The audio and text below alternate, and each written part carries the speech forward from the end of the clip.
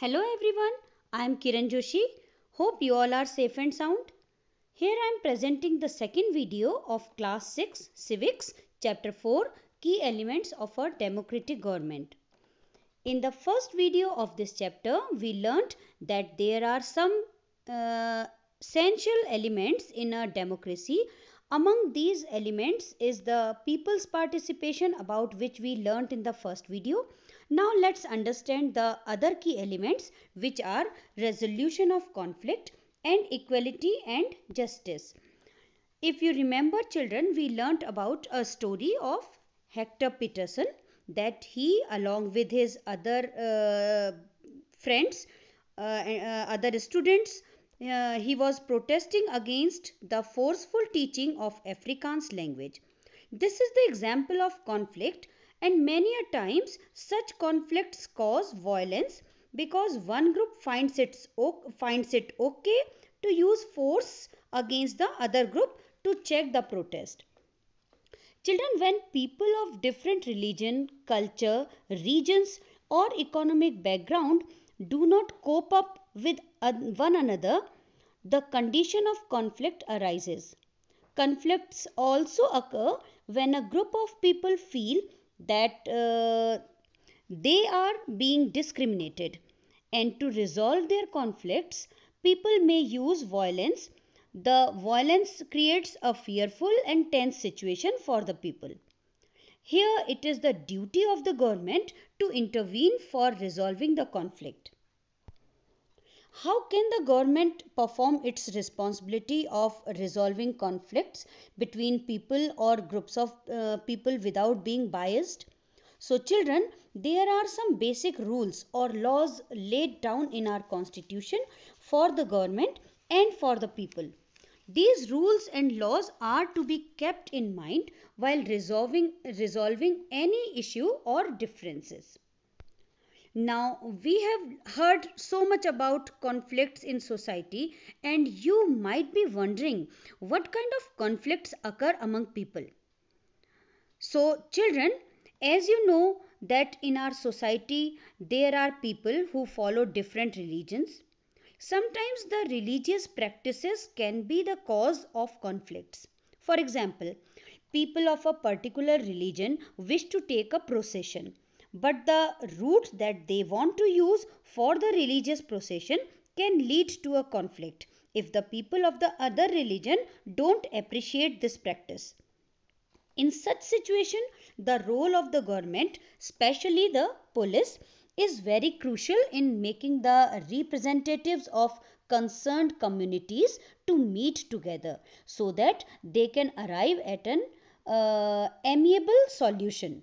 Sometimes there are chances that one group or other or some people of another community may disrupt the procession by throwing stones or by some other means.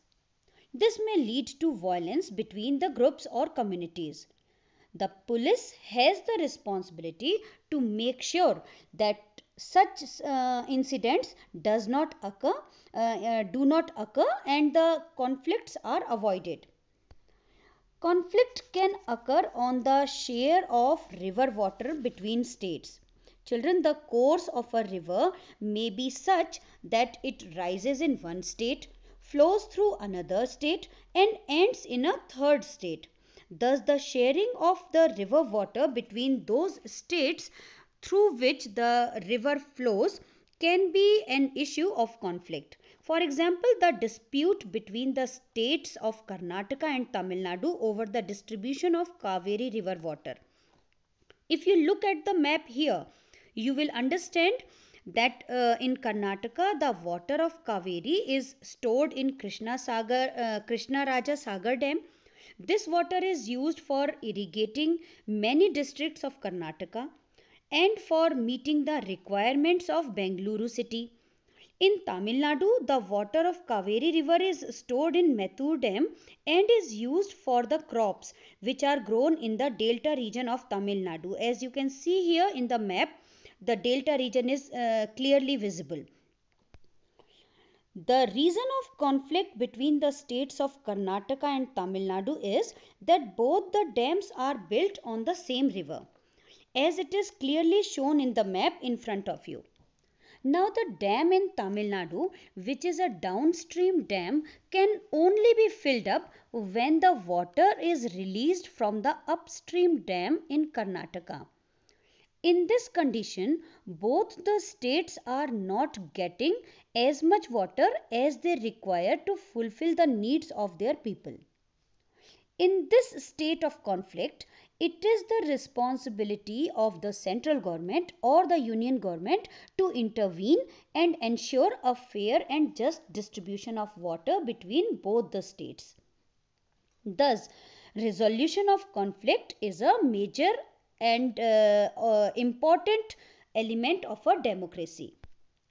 Now, another key element of a democratic government is equality and justice.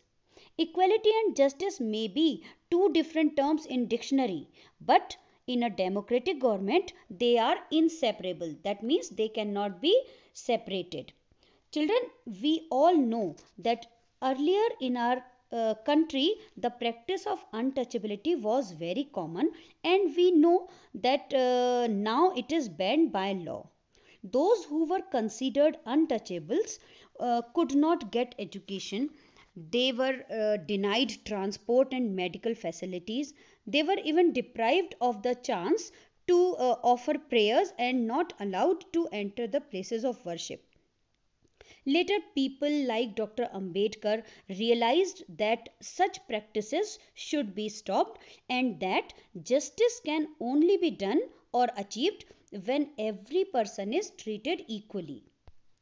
Therefore, in a democratic country like India, government makes special provisions for those groups within the society which face inequality. For example, it is a general tendency in our society that a boy child is given more value and care than the girl child. It is a clear example of inequality, where the girl child is less valued than the boy child, and therefore it is totally unjust. Therefore, it is the responsibility of a democratic government to work in the direction of promoting justice. This can be done by providing some special provisions to girls so that they can overcome the injustice done to them.